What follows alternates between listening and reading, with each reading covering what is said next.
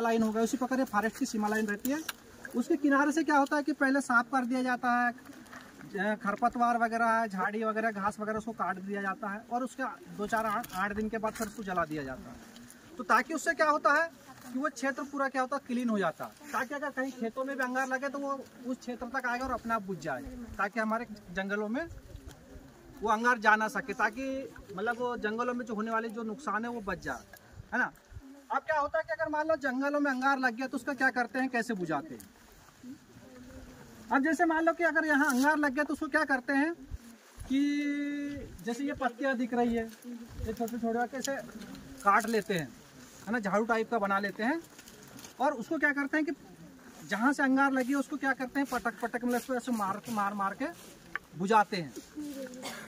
और यदि मान लो बहुत ज़्यादा विकराल रूप हो गया अंगार का और नहीं, तो भी नहीं अपन जैसे बुझाने से भी नहीं बुझ रहा तो क्या करते हैं कि उल्टी मतलब अंगार लगाते हैं। उल्टा अंगार कैसे चलाते हैं, अब उधर से जलते हुए आ रहा है, अब अपन मालूम है कि इसको अपन बुझा नहीं सकते, तो अब जैसे अब यहाँ से ये अपना ये पूरा सफाई हो गया है, यहाँ से इधर अंगार जलाएंगे तो उधर का अंगार और इधर का अंगार जाके दोनों मिल जाएंगे, मिलके बुझ जाता है ना।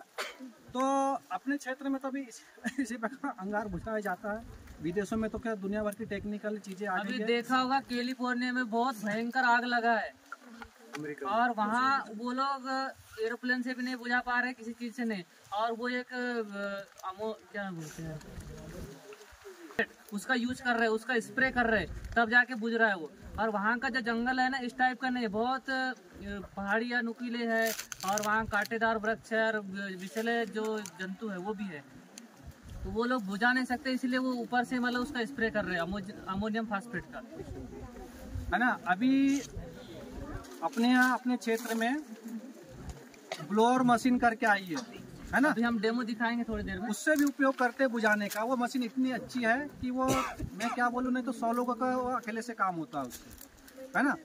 उससे क्या होता है कि जैसे पूरे पत्ते पड़े हैं सूखे हुए, वो मशीन को चालू करो तो पत्ते सब ऐसा उड़ते हुए दूर चले जाते, पूरा साफ उस क्षेत्र में साफ हो जाता है। जहाँ से साफ हुआ उधर अंगार जाना ही नहीं है ना। बस उसके साथ में मशीन वाला चलाने वाला रहता है, उसके साथ में 2-4 लोग रहे तो मतलब उसमें और असली अंगार कंट्रोल भी हो जाता है और असली काम भी हो जाता है। सर मैंने सुना अपने जंगलों में बहुत आग लगती है जी, तो ये जो जंगल में जो आग लगती है ये क्या सच में किस कारण से लगती है? क्या सच में पत्थर टकराने से लग रही है, बांस की वजह से लग रही है, या इसका मुख्य कारण क्या है जो बार बार खबर आती है कि आग लगी आग लगी? क्या कारण है कि जंगल में आग लग जाती है? देखो अंगार जो लगने के कारण, देखो जो एक प्राकृतिक रूप से जो जलता है, जो बोलते हैं कि जैसे पत्थर के टकराने से होता है अंगार लगती, उससे भी लगती है। दूसरी चीज क्या है कि आपस में जो झाड़ या बांस के जंगल रहता है जो आपस में टकराते घिसते हैं, है ना।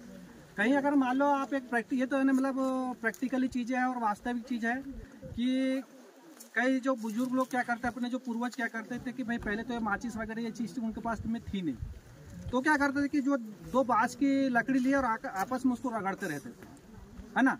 वो एक समय आ जाता कि उसमें अंगार लग जाती थी। तो ये तो है कि जैसे जहाँ बांस का जंगल है और आपस में जहाँ बांस के भिर्रे या बांस एक दूसरे टकराते हवा से घिसते रहते तो उससे भी अंगार लगती है। लेकिन अपने क्षेत्र में ये चीजें संभव नहीं है, पत्थरों से भी नहीं होता है, न ही बांसों से भी, क्योंकि अपने इधर बांस का जंगल है ही नहीं है और पत्थर जैसे लुढ़क रहे हैं टकरा रहे हैं, इससे ऐसा क्षेत्र अपने यहाँ नहीं है।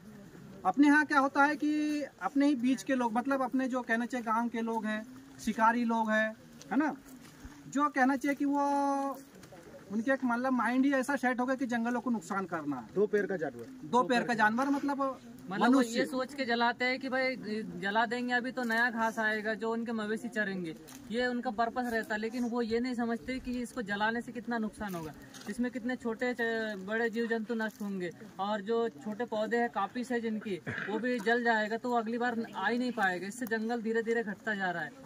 तो आप लोगों को से यही निवेदन है कि जब भी वन क्षेत्र में कहीं भी आग दिखे तो उसकी सूचना सबसे पहले फॉरेस्ट रेंज ऑफिस में देना, या नजदीकी जो हमारा वन रक्षक नाका जो होता है या डिप्टी साहब जहाँ रहते हैं उनको सूचना देना है। मतलब ये नहीं कि आप खुद चले जाएं, या किसी के माध्यम से भी भेज सकते हैं आप संदेश, ठीक है ना। और एक चीज क्या होता है, अक्सर मैंने देखा किसी गांव में तो बहुत सहयोग करते हैं इस मामले, किसी गांव में क्या होता है कि हम 2-3 घंटे घूमते, चलो भैया चलो, वो अंगार बुझाने कोई नहीं सुनते, है ना।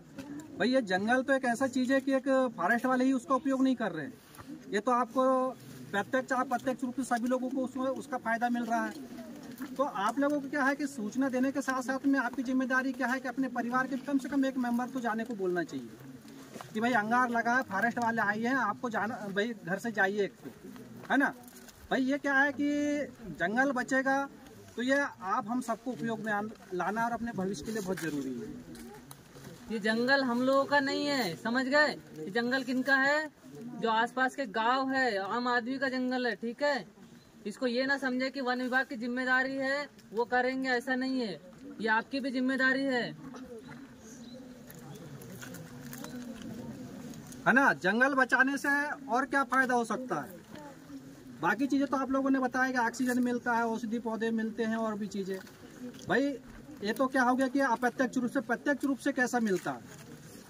क्या होता है कि अब जैसे पूरे पेड़ पौधे दिख रहे हैं, गवर्नमेंट ये फॉरेस्ट के रूल्स के अनुसार इसमें क्या होता है, मार्किंग किया जाता है और पूरे कुछ पौधे इसमें से कुछ पेड़ कटवाया जाता है ना। जैसे मार्किंग मतलब चिन्हांकित कर लिया कि अब इतने पेड़ अपने को मतलब काटने लायक है, तो उसमें से मतलब कुछ परसेंट 25-30% मतलब उसमें से जैसे 100 पेड़ काटे तो मतलब बड़े मुश्किल से 25-30 पेड़ काटेंगे। अब वो काट के क्या होता है कि जो फॉरेस्ट की जो डिपो रहता है उसमें भिजवाते हैं और फिर वहाँ से फिर क्या होता है कि जो व्यापारी लोग रहते हैं या जिसको उपयोग करना वो उसको खरीदते हैं।